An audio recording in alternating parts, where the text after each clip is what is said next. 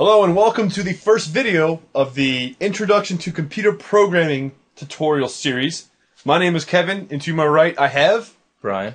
We wanted to create this video series so that you can basically hear a conversation about software development, what you're going to find, what's valuable to know, what you should focus on, and what to expect. And these are all things that we've learned over the last 10 years as software developers. And it's the main reason we wanted to do this is because Brian and I had no one to do this for us. That's true. Neither one of our parents were in the field. We really didn't have anybody.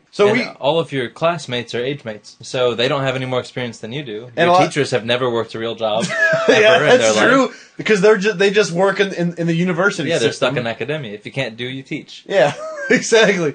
So we never really had that advantage. So we stepped into the workforce with one expectation and completely got blindsided. Mm-hmm. So hopefully we can help some of you guys that are kind of moving in that direction manage your expectations and help you get a good start in the field of software development. And also to define whether this is something that you want to do in the first place. Right. These are a couple things that are necessary skills to be a software developer, at least a halfway decent one. You have to be able to solve problems. And you have to be able to solve problems well. You have to be able to solve problems fast. You probably didn't start getting into this without that skill set, but this is definitely the most important skill that you can have. Absolutely. Adding to that is the explicit attention to detail, because you need to be able to break down these problems into small parts. One of the more popular methods of software development is the modularity concept, where you have different portions of your code that are specialized doing different functions. Mm-hmm.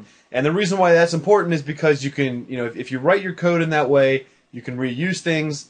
It's easy to support, manage, document, and that sort of thing. So your programming skills and your ability to break down problem solving is a direct link to how good your code, in the end, actually ends up.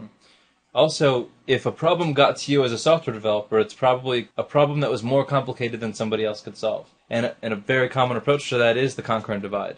So in order to conquer and divide, you need to divide into smaller parts and be focused on all of the details and moving parts of the problem. But it also means that you need to be able to research, because there's nothing wrong with not knowing. Absolutely. When you approach a problem, and how to solve it. Most of the time, you're not going to have a clue at all what you're doing, especially if you're new to the field. Yeah. But you need to be able to know, and this is where college comes in handy, because in college you don't learn how to write a lot of the software that you do in the field. Nor are you taught by your teachers. Right, but what you do learn is how to research to get the information that you need to know in order to do what you have to do. Right. Having that understanding and know where to get the information, know how to use that information, research is key in this industry.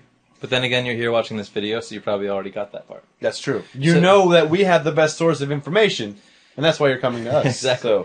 So. Also, even though it sucks, it's horrible, it feels like you're going through somebody else's dirty sock drawer or whatever, the ability to read code you did not write is unfortunately a necessary part of your job. Especially when you're new. Especially when you're new. You new guys are going to have to walk in. You're going to be... The first thing that you're probably going to be given, just to kind of see where you're at, is some mess that somebody left for you. Right. Either the guy that quit, that you replaced, or just some horrible piece of code that nobody wants to support. And they're just like, we're just giving it to the new guy because none of us want to own this. Right. So, even though it seems like it'd be faster to write it from scratch, sometimes that's the case. Most of the times, that might be the case at first, but as you learn to read other people's code faster, if the code seems like it's stable enough to run, just read the code, do what you need to do, move on, come back to it if there's time allowed. And because there's not one programming language, you're going to be running across many different kinds. Yes. So when you're given projects where you're taking on code that's already been written, expect to see a lot of languages that span the entire spectrum. So it's important to understand, at least have a basic understanding of as many languages as you can. Also, you have to be able to take responsibility. Own up to your mistakes, and don't be afraid to make mistakes. You can't learn anything without making a mistake. Absolutely. It's just not possible. You can't be so risk-adverse you do nothing, because you won't learn anything. And if you don't learn anything, you'll never become valuable. I brought down an entire production system once. Or 10 times. Well... Or 20 times. I made a mistake. I do it like every day. It was because of that mistake. Just for fun. It was because of that mistake I understood. Oh, okay. Don't do this.